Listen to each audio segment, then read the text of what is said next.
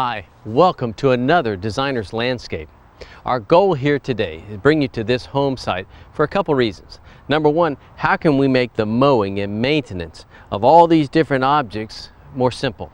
The maneuverability and work around them.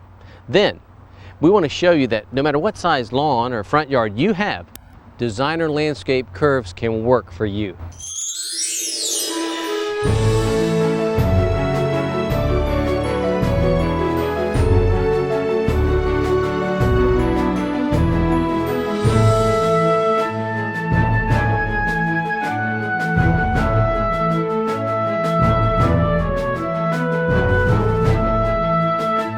Well, I've brought you out here really to talk about maintenance first. I have found that easy flowing smooth curves are maintenance friendly, and I hope that you have found that to be the case too if you've applied some of these techniques.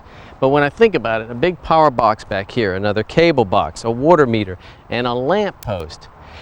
Can you imagine the extra effort and work maneuvering a mower in through here, then bringing a string trimmer back to trim around all these objects? So again, I kind of feel and see a grouping needed to be with plants that can soften not only the vertical look that these have sticking out of the ground, but make our grass and mowing easier and more appealing as a part of entry to the yard. I want to take time just for a second at least to commend the homeowners here behind us. Maybe we don't do that often enough, showing good landscape application here for techniques. And this tree, the crepe myrtle tree, beautiful. I've noticed some buds here are forming as we're into the early part of the summer, and these guys will have colorful heads on them in no time. But do you see what the homeowner's done here? He's framed in his part of the yard, and really as a backdrop, it provides a beautiful setting, does it not? Taller shrubs, the pits to cover up the box here, the power box, which he's done from his side, also the tree for height, and then lower plants that allow us to really see into the yard. Great application there, so I wanted to make note of that. So again, we see a bed kind of grouping these things together, and I'm pushing in this direction because we have a crepe myrtle tree that is centrally located in the center of the lawn or landscape area here in the front. Rather than take a chance in this warm part of the season, it's getting pretty hot, and transplanting or moving him, let's make him part of the plan to where it'll look like if we include him and do something around him like he was planned to be there all along. What do you say? Also, the mailbox there close to you. A nice modest effort has been made to add some shrubbery, some plant types and varieties there. How about a little more impact though? Could we use just a bigger statement there at the mailbox to say hello and move us in a more direction that leads us to the front of the house? I noticed some existing plants up next to the house. What do you say we take a moment and just discuss what's going on right up here close? Friends, when it comes to pruning or shaping things like plants and shrubs here, it is as very individual as the person itself as to which way you want to take it, in which direction. And here's a perfect example of that. We've got two hollies here. The Ilex vomitoria shillings down here have been pruned independently so that they have a flat top yet a round look to them. They're kind of like little round pods or cylinders, see, that float all the way to the ground. And the Burford holly here, a little bit larger growing shrub that has been mounded or rounded to a globular or a globose type shape. Again, should we let plants as they're growing together hedge and you prune them across the top as one wall or hedge line? Or would you want to make them independent or individual in their look or presentation? It's definitely up to you. A little more work involved in here because everyone has to be shaped independently, whereas the hedge is easy to run right along. Now I look down on these azaleas and wow, evidence of some lace bug damage. These thrashing, sucking insects are really sucking the plant saps. On the back I see some of the residue that's been left, and I find that mostly on the older foliage. The new growth here hasn't been infected yet, but believe me, enough time and the lace bugs will get a hold of them. So in the warm climate, sometimes we have to look after that with a spray program. A general insecticide will do well. I come to the Indian hawthorn. They're mounded or rounded, and they have that kind of a natural growth habit like that, so they're easy to prune.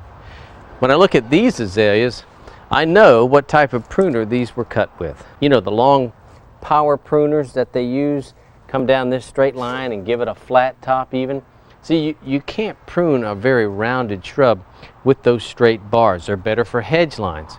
If you have hand pruners or hand clippers, it really allows you to fine-tune the shrub and do a little more with it as far as a really nice mellow mound. Even these have been flat topped, and again, it saves time. It really does. When I think about moving or transplanting these, the pods are so big that I can't even get to the root system without digging a big old ball. That's impractical. We'll keep them where they are and maybe move some of the other shrubs. Like on the Burford holly, I can get under there to dig an appropriate root ball that'll transplant really well. So the Ilex shillings, the pods will stay, and we'll see just how we rearrange some of this.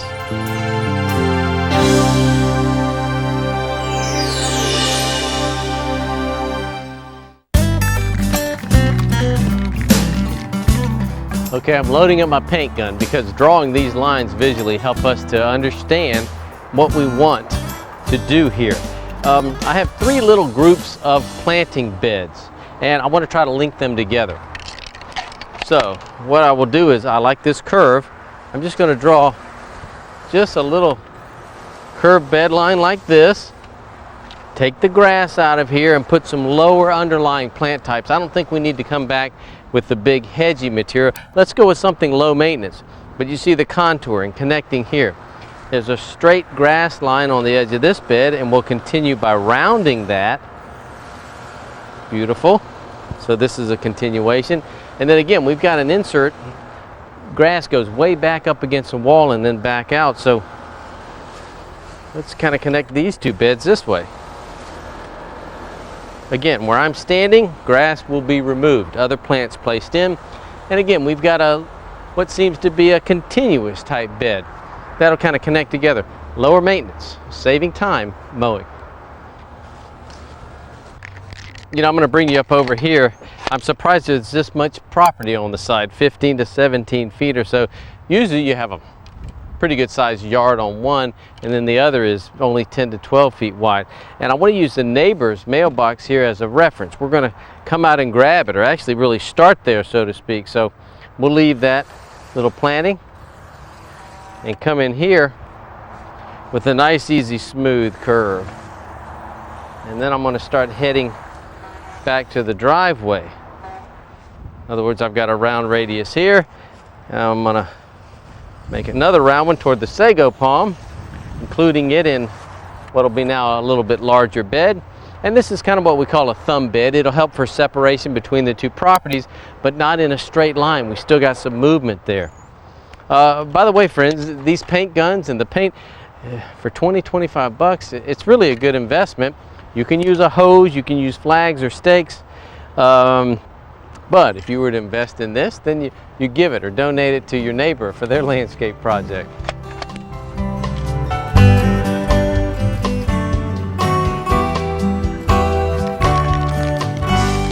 Now the challenging part, the grouping or enclosure of these different objects. Can we go get that tree and pull it into a bed? You see me working it this direction, and I see this little visual line. We'll take this square corner of the box, the lamp post and all, and just round it off again with an easy mowing maintenance curve. See, I'm heading right towards the cable box, including all this hardware, so to speak, that'll be converted to plants. Then I'm going to come out and just go pick up this tree. Just go get the old crepe myrtle here. Then let's see, I need a back line that's going to curve up, complement, and really add into the neighbor's bed that exists and goes around the box. Again, a thumb bed, so to speak, but instead of having a break or a walk through here, now it pushes your attention around that way. That's where we want to go next for a complementary line that makes this look even better.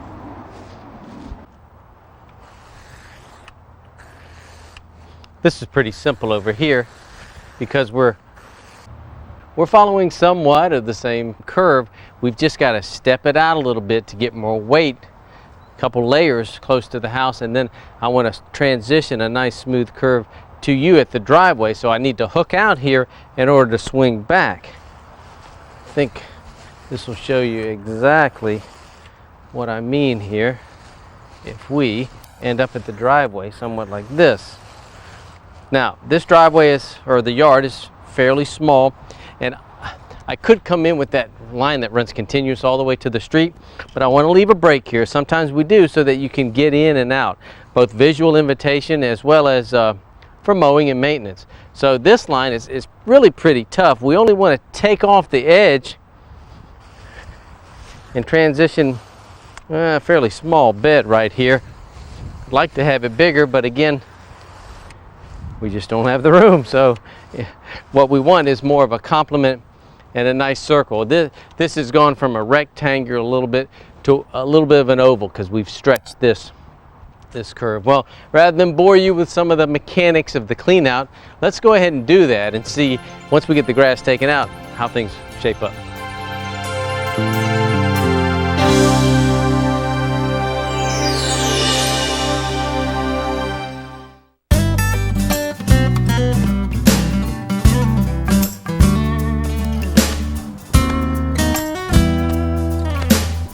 I think now you can see just a big difference in the way the beds are making the impression of our whole landscape. I mean, bed design, like I said, is number one. Then how you fill these beds really becomes secondary or tertiary, really. I like the way this complements. We talk about the grass, leaving it as a road or some way to meander you through around the property. And this really accomplishes that. Complementary bed lines. In other words, the circle here really makes an inside impression, inside of the donut you might say, for the curve that just continues all the way around. And then even here, I think it was a great idea to use the crepe myrtle and link it to this bed that goes all the way to the street. Just got a little bit more prep, and then basically we're ready for some plant material.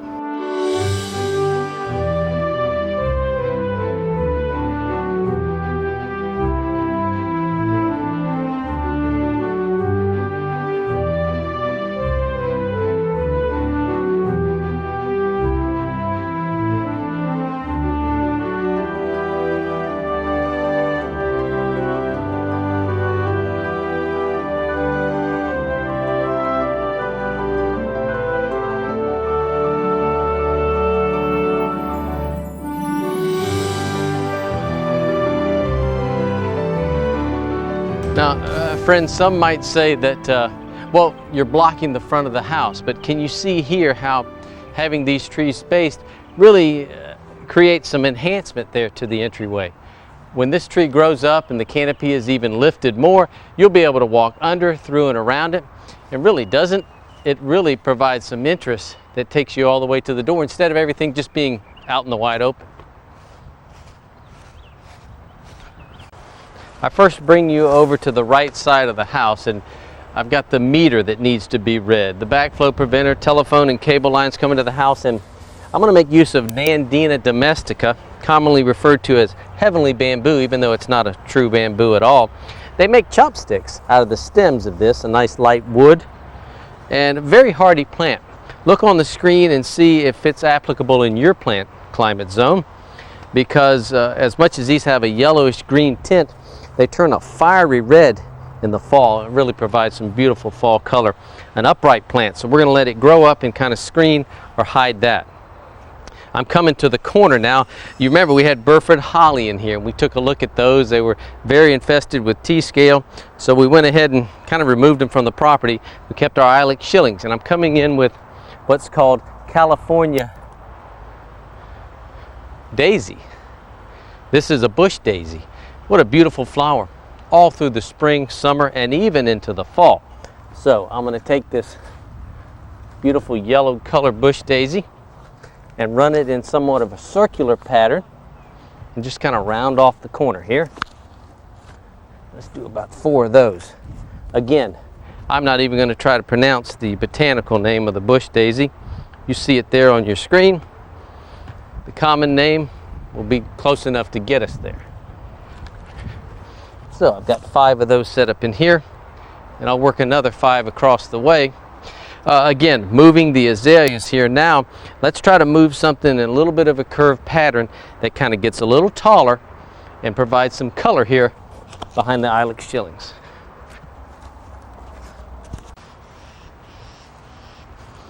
After looking at this with the Aztec here and seeing how much of it, again, and the prevalency with which it's used in the neighborhood, I think we still want a variegated plant here. So Dan's got some Asiatic jasmine. I'm going to pull these out and we'll replace them kind of one for one with, again, another variegated plant. It's a little bit unique. It stays really low and compact in habit. It is a vine. Asiatic jasmine is where this comes from, which is dark and green. This is the variegated Asiatic jasmine. It's commonly called tricolor. That's a name that's associated with it because there's a variegated, a cream color, a light green, and then this kind of red tips on some of the foliage, and some of the end of the vine tips are red too. So what we want here ideally is for this to mass together, and it'll be trimmed solidly so that it'll take on this exact shape of the bed. If they keep it trimmed off the concrete, it'll be trimmed on the grass line. It'll take on the shape of the sidewalk and the driveway here, and again mass together and fill in completely. We've got a pretty small front yard here, and we've got some other things set up. Let's talk about repetition of the Asiatic jasmine first, and then some of the other things we're putting around.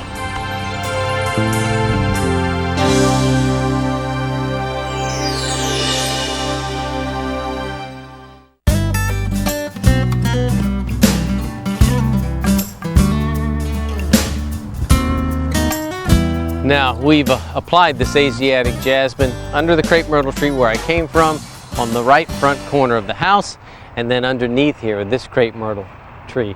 I really like the way the line behind me, see the way it curves, and then this almost picks up as a continuation. These two lines work together. If this was a color or an annual or something really hot, from your view it would almost kind of roll together as one continuous line. I placed some Gardenia vechi, like a little semi-dwarf gardenia, underneath the tree. And then let's kind of look what we've chose here. Nandina to get tall. The contrast yellow-green foliage with the background of the pits to kind of hide the box. That's working good. And then to kind of tie in with the neighboring bed, we've used some 1-gallon Indian hawthorn that'll back right up to the neighboring bed and then extend the same thought or process or plant type off of that, curving into our new plant. Then down at the street, the real tough and viable border grass. It'll work well in full sun right out here by the road. These curves are looking really great. Another thing I like when a landscape plan comes together during this part of the installation is to look from different angles, because this is what passers-by as well as the homeowner will see when they first approach the view of the property. I like the continuity and the roll here. Remember, we had a high maintenance area, and now we've made it lower maintenance from a turf grass standpoint, and the curves give us some flow. Down here, the Liriope muscari, or commonly known as border grass, a very tough plant. Here I can see this one is blooming. Let's take a look at that again, because Liriope muscari, that's right, Liriope, not Liriope is the real correct pronunciation. Border grass is used all over the country, and well deservedly. It'll go full sun, like out here, to full shade. A low maintenance, no maintenance plant that you can basically mow with your lawnmower if you need to cut it back, fertilize it, and bring back new growth. So this little color, the purple color that develops in the warm season, does give rise to a black berry on the stalk there, and that's kind of pretty too. Anyway, this area comes together and we see that repetition here. You can see on the other side of the driveway, the guys have, the crew has mulched that area, and they're waiting to get in here to mulch this. So let's jump across and talk about that bed. Well, if you remember, the concept of this bed was to really complement what we were doing over here, to make this look like part of their yard. So with the use of lantana, the razzleberry we've repeated, the gardenia again, and Aztec, this built-in contrast kind of helps for balance, huh? It looks good. Matter of fact, let's go see if we can find another strategic view to talk about. So in essence, from next door, from passing by, from driving in the driveway and coming out even the front door, the landscape ought to look good from these different perspectives. We like that.